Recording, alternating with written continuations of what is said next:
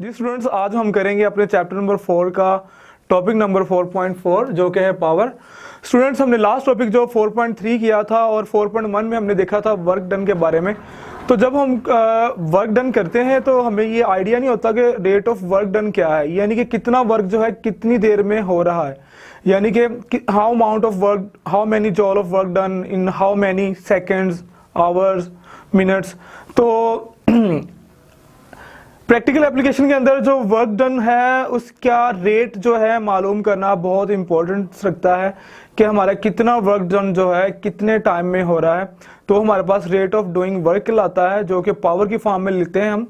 तो यहाँ पे हमने जो पढ़ना है वो पावर के बारे में पढ़ना है। पावर हमारे पास क्या होती है स्टूडेंट्स? फिजिक्स के अंदर पावर को जो है हम इस तरह जो है डिफाइन करते हैं, power is the measure of the rate at which work done is being done. यानी जो पावर जो होती है वो रेट ऑफ डूइंग वर्क होता है, यानी कि how many जॉल work done in how many seconds. So in other words, one जॉल work done in 1 second जो कि पावर कहलाता है और जो इक्वल हमारा वाट क्या होता है वो हम डिफाइन करेंगे। तो यहाँ पे हमने एवरेज पावर जो है हमारे पास, एवरेज पावर का जो फार्मूला लेना है वो हमारे पास होगा delta W over delta T. Delta W हमारे पास जो है चेंज इन वर्क है और डेल्टा टी हमारे पास चेंज इन टाइम है, यानी रेट ऑफ डूइंग वर्क हमारे पास क्या कहलाता है, एवरेज पावर आ जाती है। स्टूडेंट्स, अगर हमारे पास कोई भी बॉडी जो है इंस्टेंटेनियस किसी भी इंस्टेंट पे कोई वर्क डन करती है, कोई भी बॉडी है हमारे पास जिसकी रेट ऑफ डूइंग वर्क जो है वो वेरी फास्ट है, तो उसकी अगर हमने किसी भी इंस्टेंट पे पावर निकालनी हो किसी भी माइक्रोस्कोपिक बॉडी की, तो उसके लिए हम जो है इंस्टेंटेनियस पावर फार्मूला जो है वो इस्तेमाल करते हैं, जिसमें हम उस टाइम को जो है उस इंस्टेंट को जो है हम लिमिटेड कर लेते हैं। हम कहते हैं कि delta T approaches to zero, तो उसके लिए हम कहते हैं इंस्टेंट पावर जो है, इसके नीचे आप आई एन भी लिख सकते हो जो कि रिप्रेजेंट करेगा I N S instant power को।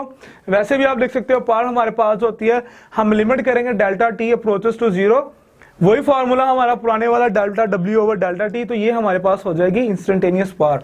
स्टूडेंट, अब हम देखते हैं कि जो मूविंग ऑब्जेक्ट्स हैं, जब किसी कोई बॉडी मूव कर रही है उस पर अगर हम कोई वर्क डन करते हैं तो उसकी वेलोसिटी में चेंज आता है।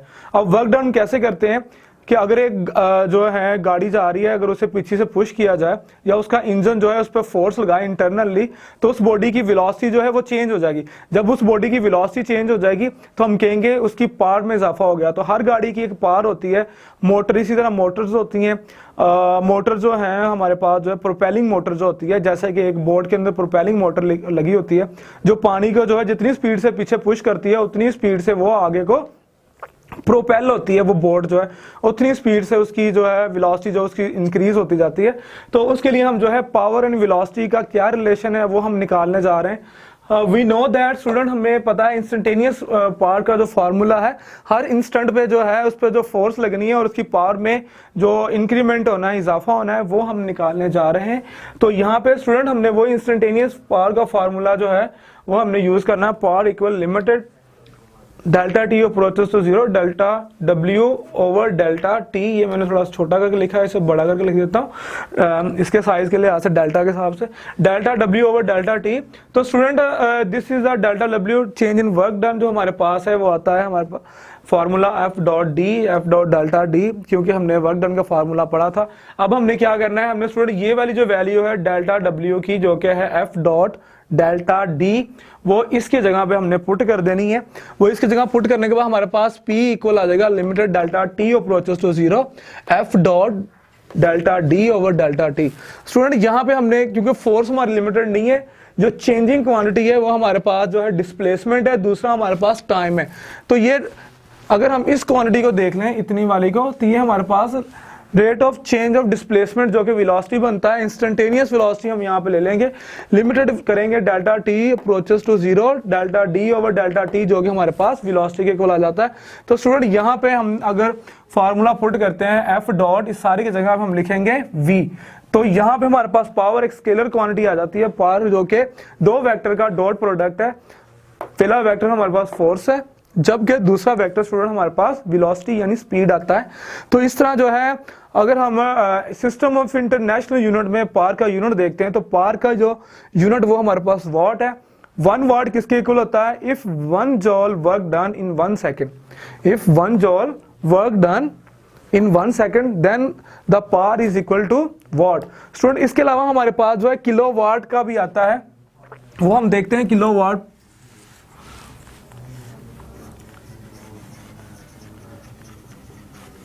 Kilowatt per hour.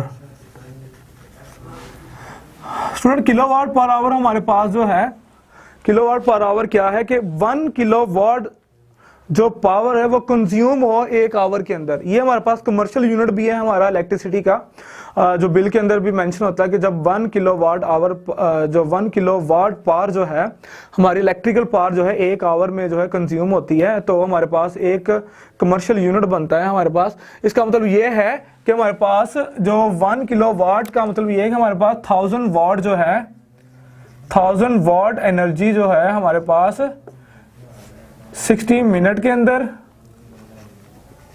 या स्टूडेंट्स हमारे पास 3600 सेकंड के अंदर जो है कंज्यूम हो। 1000 वाट पावर हमारे पास 3600 सेकंड के अंदर कंज्यूम हो, या 1000 वाट हमारे 60 मिनट के अंदर कंज्यूम हो, या हमारे पास 1000 वाट जो है 1 आवर में कंज्यूम हो, वो हमारे पास कहलाता है 1 किलोवाट पर आवर। तो स्टूडेंट ये हमारे पास कमर्शियल यूनिट भी हम यूज करते हैं।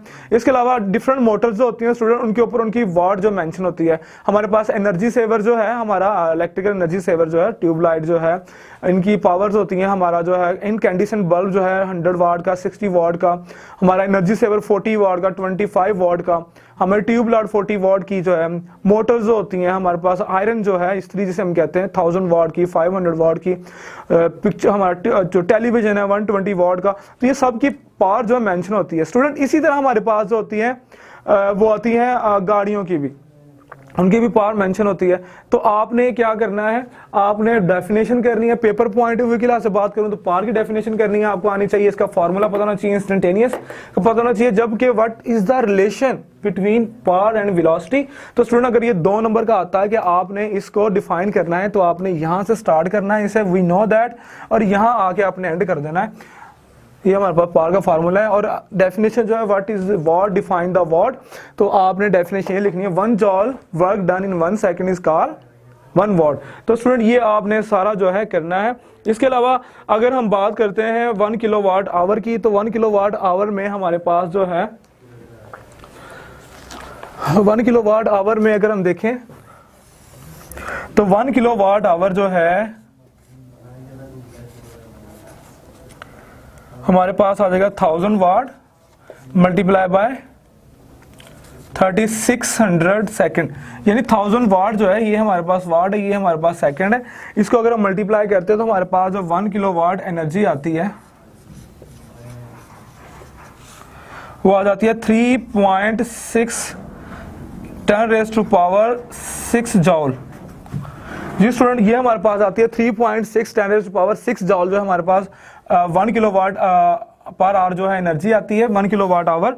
इसके अलावा स्टूडेंट अगर हम बात करें इनकी, तो हमारे पास 1 किलोवाट आवर का मतलब है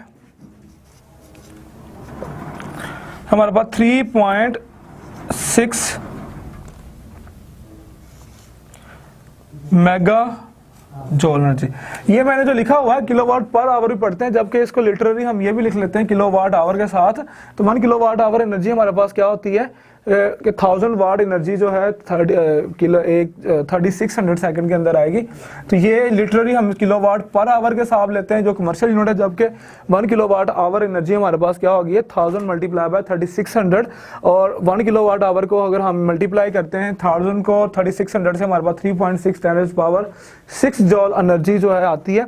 और ये हमारे पास आती है 3.6 10⁻⁻⁻6 के, और ये 10⁻⁶ हमारे पास प्रीफिक्स है। ये प्रीफिक्स हमारे पास क्या आता है मेगा के इक्वल 6 है। तो इसलिए हम कहेंगे हमारे पास 1 किलोवाट आवर जो एनर्जी है वो हमारे पास 3.6 मेगा जॉल के इक्वल आती है। तो स्टूडेंट ये था आपका पावर का टॉपिक, आपने इसे जो है एक दफा गो थ्रू लाजमी करना है।